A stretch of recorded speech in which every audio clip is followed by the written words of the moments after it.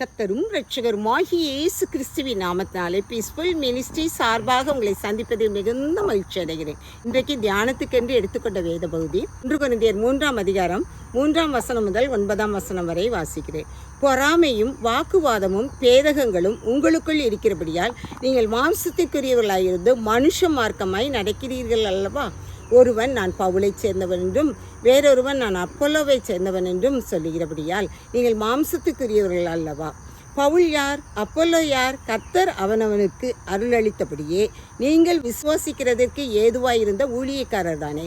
நான் நட்டேன், அப்பல்லோ நீர் பாய்ச்சினான், தேவனே விளையச் செய்தார். அப்படி இருக்க நடுகிறவனாலும் ஒன்றுமில்லை, நீர் பாய்ச்சுகிறவனாலும் ஒன்றுமில்லை, விளையச் செய்கிற தேவனாலே எல்லாம் ஆகும்.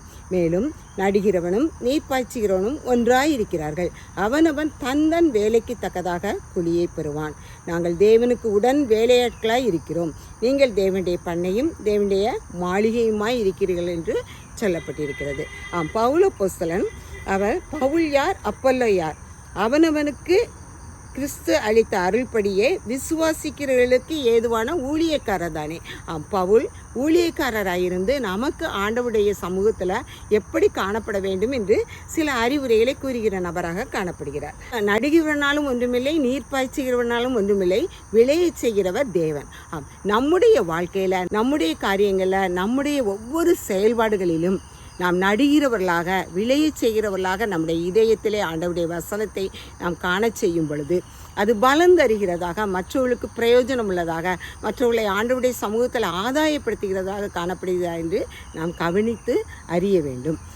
இந்த உபவாச நாட்களில், இந்த 7ஆம் நாளிலும் கூட ஆண்டவருடைய சமூகத்தில் நம்ம அமர்ந்திருந்து அவருடைய வேத வசனத்தை வாசித்து அவருடைய உடன் வேலையாட்களாக நாம் காணப்படத்தக்கதாக, அவருடைய சத்தியத்தை நாம் மற்றவர்களுக்கு போதிக்கிற பிள்ளைகளாக காணப்படத்தக்கதாக நம்மை முதலாவதாக நாம் பரிசுத்தப்படுத்தி கொண்டு பிற்பாடு நாம் ஆண்டவருடைய சமூகத்தில், நம்முடைய காரியங்களில், நம்முடைய செயல்பாடுகளில் ஆண்டவருக்கு முன்பாக ஒரு சாட்சியாக நாம் காணப்படுவோமே ஆனால்தான் மற்றவர்களும் நம்மை பார்க்கும் பொழுது இவள் ஆண்டவருடைய பிள்ளை என்று சொல்லத்தக்கதாக நாம் காணப்படுவோமே. ஆனால் நம்முடைய இருதயமாகிய பலகையில் ஆண்டவருடைய கற்பனைகளை நாம் எழுதி கொண்டு அனுதினமும் ரட்சிக்கப்பட்ட பிள்ளைகளாக காணப்படும் பொழுது கர்த்தர் நம் ஒவ்வொருவரையும் ஆசீர்வதிக்கிற தகப்பனாக காணப்படுகிறார்.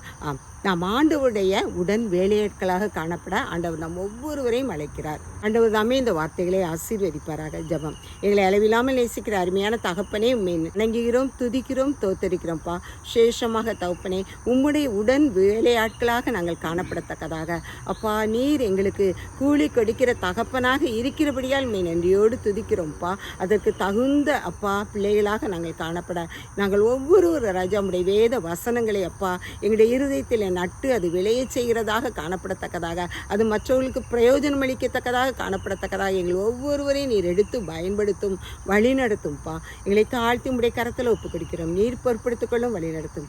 இயேசுவின் மூலம் ஜெபங்களும் நல்ல பிதாவே. ஆமேன், ஆமேன்.